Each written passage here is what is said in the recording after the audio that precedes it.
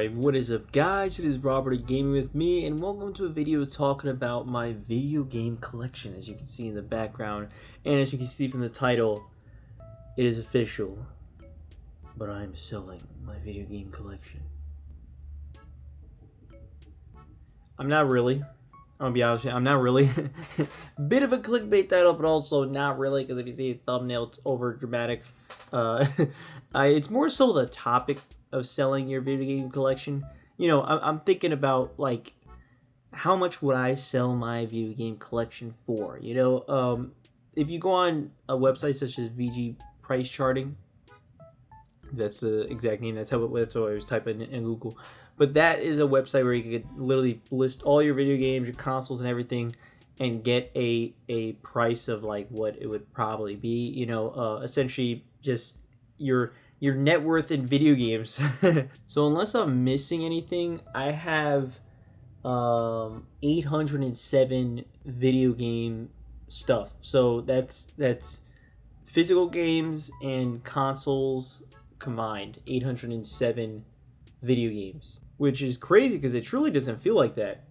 Like, I look around, it really doesn't feel like that at all. I mean, if you can see in this shelf, right, this cabinet or whatever, there is also full of video games, but it just doesn't feel like 807 stuff.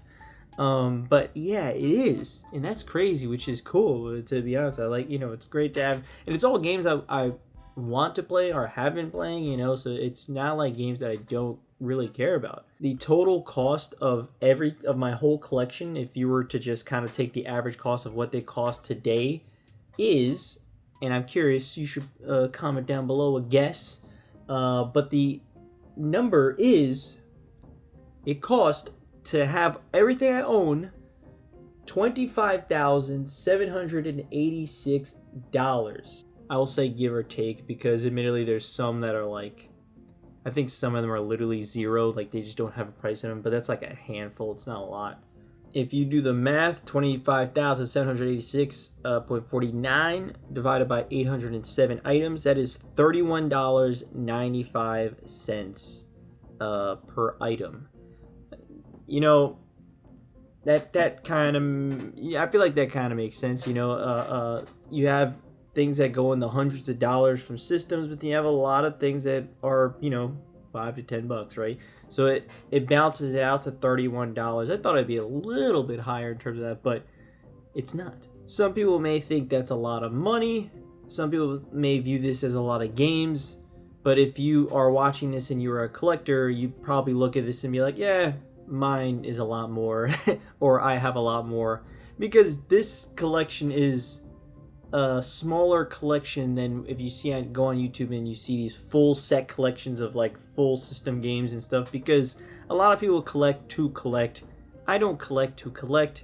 I collect, well, to collect, but also to play those games in my collection, because I literally only pick up games I actually want to play. But the way I am, yeah, there's a lot of games I want to play, in the hundreds, you know, and so you know, by the time I die, in you know, hopefully I'll be 101. That's my goal, so I can live till the year 2100.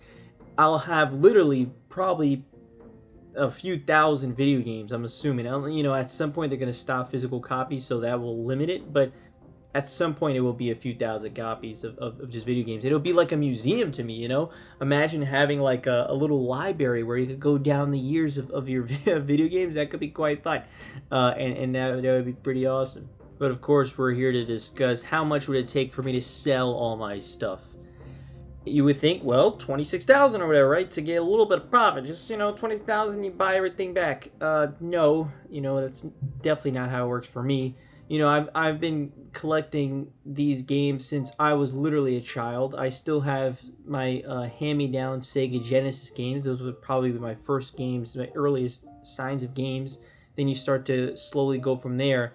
And if you go back to, you know, 2014, my collection was only in the drawer, and it only didn't even fill the top drawer. So over a decade later, it's grown to this place. Obviously, once I turned 16, I got a job, and so I'm able to buy more games, and that makes the process a lot faster. So you start to build up this collection, and I have a lot of sentimental value in all these games. No matter what it is, whether it's a good game, bad game, like everything means something in this collection. So for me, it's not something where I'd want to just sell to sell. The only reason I'd sell is because, like, I mean, you're like homeless. That's the only thing I could think of. Realistically, it'd have to be like a very negative thing happens in your life. I'm not one that's gonna fall out of gaming. I know some people, oh, you never know, when you turn 40, 50, you might not like video games anymore. And yeah, technically there's a chance, right, that you, as you get older, there's something you may not like. But I'm like, that makes no sense for me, bro. I'm a full-grown adult. I know what I like, I know what I love, I know my passions in life. If I lose my love for video games, what the hell is going to take its place? That makes no sense. And as someone who can really dissect a video game and dive deep into video games, and I like so many genres, I like so many types of games, I love trying stuff that is new and brand new and fresh. A lot of people that fall out of video games typically are people that just don't care for a lot of different genres. If you notice, when I've been falling out of video games and they've only played Call of Duty for their whole life, and it's like, all right, well, yeah, at some point that's gonna get a little bit stale for you. But as someone who loves video games, I love video games plural, aka I love a lot of genres and stuff. So to just kind of not play anymore and want to give up my collection because of that, no. But realistically, there's a price to everything, right? There has to be. If someone offered me $1 billion for this collection, I'm going to give that in a heartbeat, because you could rebuy the whole collection and way more and be set for generations, you know what I mean? Obviously. But realistically, no one is ever going to offer me $1 billion for this collection, as it would financially make no sense for them. But as with everything, like in terms of the stock market and stuff, everything goes up. But that's not the case with video games. I know a lot of people think, and I have been told over my life so far, that, oh, these video games are going to be worth more a lot stuff later on in your life, and it's like investments. And I'm like, technically, right? Technically these are investments in a way. I'm pretty big on investing in terms of saving money and stocks and stuff, which you may not think of it as I have all these games, but yes, I do save a lot of money. So save as much money as I can, as I financially can. But in the end of the day, I don't see this as investments. I don't see this as, oh, well, one day when I get to like 50, 60 something, I'll start parting ways with all my expensive Wild Earth African Safari Wii video game. Like, that's never going to be more than $5. I mean, maybe it will be one day, I don't know. But at the end of the day, like, I can't see myself selling individual games because they got more expensive. Most games are not going to be hundreds of dollars.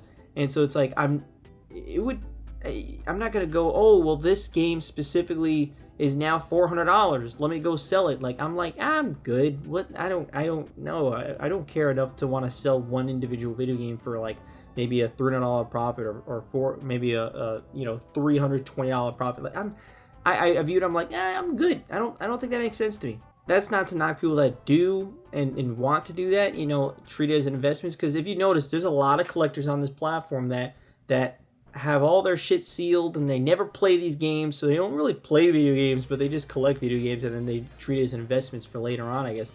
But I'm like, that's really risking it. You might as well just go into the S&P 500 and save your damn money if you really want to invest that way. It makes a hell of a lot more sense. And maybe they do both, to be fair, but to me, it doesn't even comprehend in my mind that it's like, oh yeah, these are going to be some investments. I'm like, maybe in a certain way, but I don't see it. I really don't. I think that's a bad way of doing investments. I don't think that would make any sense.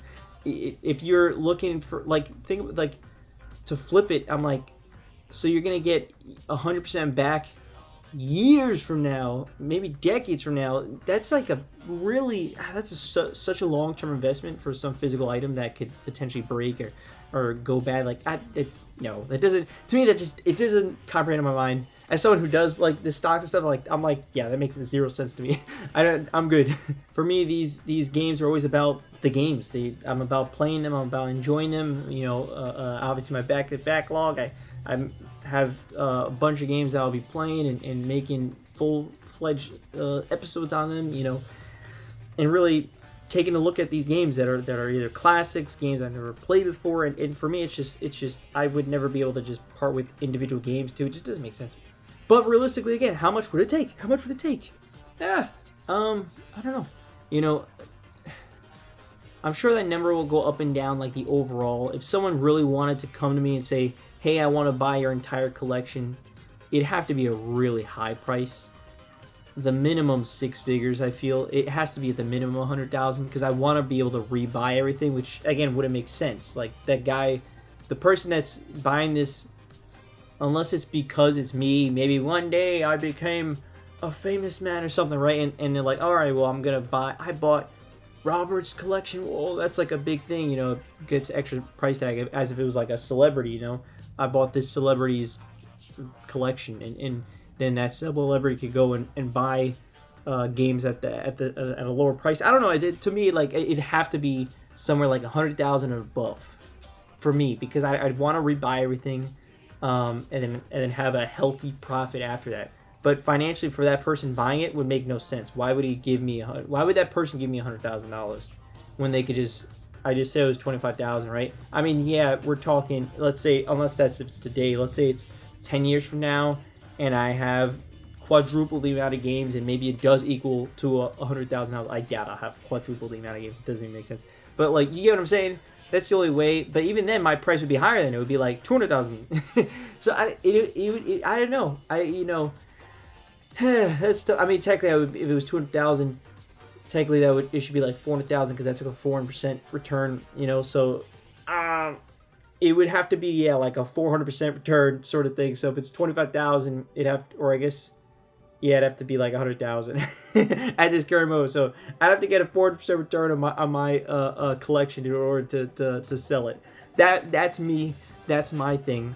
And hey, again, luckily and thankfully, I wouldn't be in the situation right now where it's like, oh, you got no money. You need to find a way to make money, and then you start selling your games. For some people, that's how it is, and that's just what it is. But for a lot more people, I think they sell collections because they just fell out of the love for it. A lot of people like to collect. And if you don't really love your video games, it means nothing to you. It's just a wall of plastic, right? It's just, you just look and you're like, all right, why do I care? So you just sell it. And I think a lot of people fall out of love with that. Not me. So for me, 100,000, bro. 100,000, write the check. I'll give you all my whole collection. And then I will buy everything back again later on. And it'll be all good. I don't know what that was. So yeah. There's my answer. 100,000. It's probably a longer video just for that. But I think it's more about the topic of it, the discussion about it. Would you sell your video game collection? For how much? Again, everyone has a price. If someone gave you... Again, it just makes sense. You sell it, you rebuy the things, and then you continue on with your life. But realistically, that would never happen, because why would someone sell it? So in the end of the day, it's essentially, no, I would not sell my collection for any amount of money, because no one's realistically going to give me that amount of money. Let me know down in the comments below. Do you collect for investments? Do you hopefully try to have your $40 purchase turn into $80 years down the road? I would argue I could give you a list of stocks that probably do a lot better than that. But hey, man, it is what it is. And it's just, I don't know. I'd be very curious, how you feel about collecting and selling. And there's a lot of people that do reselling, but it's not the same thing as when people like buy and just sit on it. I don't like to sit on things. I wouldn't want to sit on investments, like to just hold them for so long, just hold them like physically. Digital stuff like stocks, all right, I get it, but man, it's a lot of plastic to be holding. But everyone has their own way, and that's why I am curious. Let me know down in the comments below. Do you collect for investments? And in that case, what's your time range? Like, what are we talking? 10 years, 20 years, 30 years? It's a long time to be holding on, so I'm very curious. Like, what does it look like? Some of them are quick bubble pops, like with anything, right? So it's like, all right, you buy it and you try to sell it within the next month or so.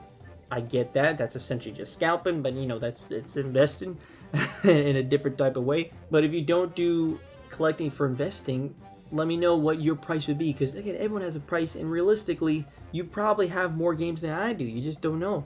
I mean, unless you're someone who has, just one system in 5 games, and I'm not talking about you.